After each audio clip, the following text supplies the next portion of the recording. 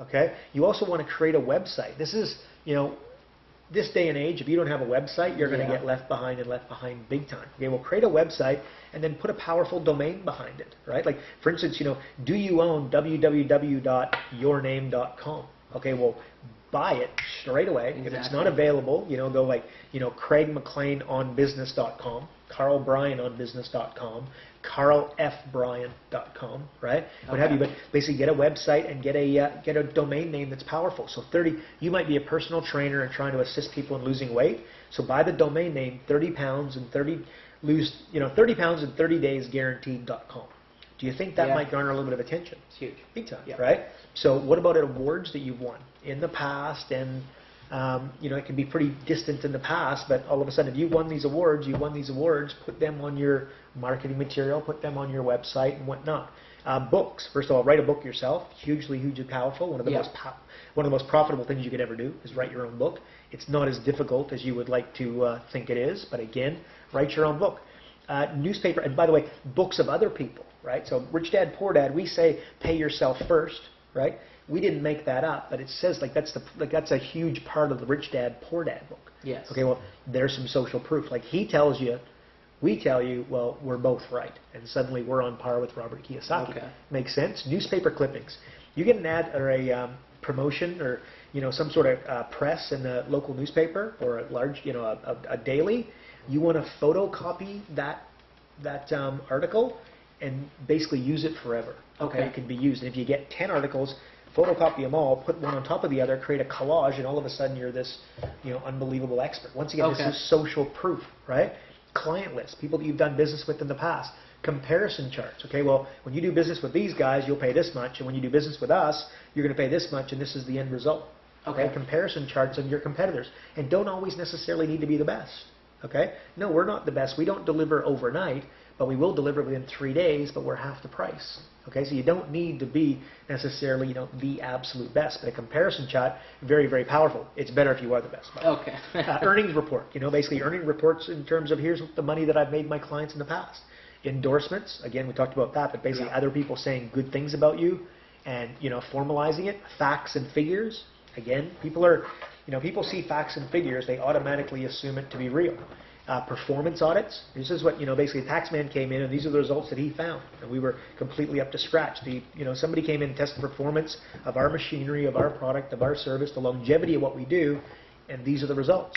Bang. Okay, beautiful. We've been in business for X amount of time, and Better Business Bureau has never written us up as a bad person, as a bad client, as a bad business person. Photos of product in use, again, can be powerful. And people like to be able to see this stuff in motion. Product demos, okay, that can be huge. Like you can use that sometimes as like a puppy dog clothes. Okay, so send me out, dishwater, dish cleaning detergent, right? Okay. So for my dishwasher, well, send that to me free of charge, and all of a sudden now it needs to be branded well, but all of a sudden when I go to the shopping center, there's a decent chance that I'm going to buy that brand. Send me dog food. Send me, essentially, give me a webinar, give me a seminar, give me a teleseminar, give me basically a sample of what you do and what you can do, and then give me the puppy dog clothes because I've already got it. Okay? Okay. Let me do a test. Yeah, so basically a product sample. You get that, right? It's pretty powerful, and once they've tried it, they've tested it, now all of a sudden they will be more inclined to do business with you. Quotes, again, somebody's quoted something that you've said, or somebody else has quoted something that's very, very powerful. Definitely something you want to concentrate on. Specific details about the things that you follow through on, or the results that you've had in the past. Excuse me. Standard lists. Create some standard lists, get statistics, graphs, technical drawings, test the results, and then publish those results. Journalists love statistics, facts, and figures. End of story, right? So when you send something through, make sure you back it up with all that sort of information. It also must be something that I can read, not something that I say. Okay, so when I say that Craig reckons that I'm, sensational guy, that doesn't mean anything. But when all of a sudden that's formalized and it's down here in a testimonial, and these are the results that he's got from my company, all of a sudden that becomes real. Okay. So it must be something they can read or hear or see, but not something that I say. It doesn't have it. You lose all of the power. and basically, and write this stuff down. And now essentially, so what I want you to do, so basically support your case. And this is huge. I've been critiquing advertising for as long as I can remember, right? I cannot begin to tell you how many times I have come back with, where are the testimonials, where's the social proof?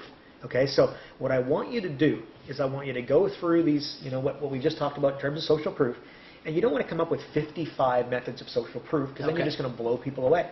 Come up with 3 ways to create your social proof. So a comparison chart, facts and figures, and a few testimonials that work, right? Okay, and now basically create 3 ways to create social proof within your own business. I want you to get that down on paper, and I now want to get that onto your website. I want to get that into your brochure. I want to get that articulated into your sales force so that they've now got it. I want to get it to your joint ventures so that they now have it armed. I want to get it on the back of your business card potentially. But I basically want you to come up with 3 ways that you provide social proof, and I want you to provide that on your marketing material moving forward. So what do you think? So does that give you a bit of a sense as to how we go about creating social proof? Yeah, exactly. How it could work for a small business owner? Excellent. Thanks, Karl. No problem. And thanks for tuning in to this edition of Karl's Kick on how to increase your sales with social proof. We'll see you next time.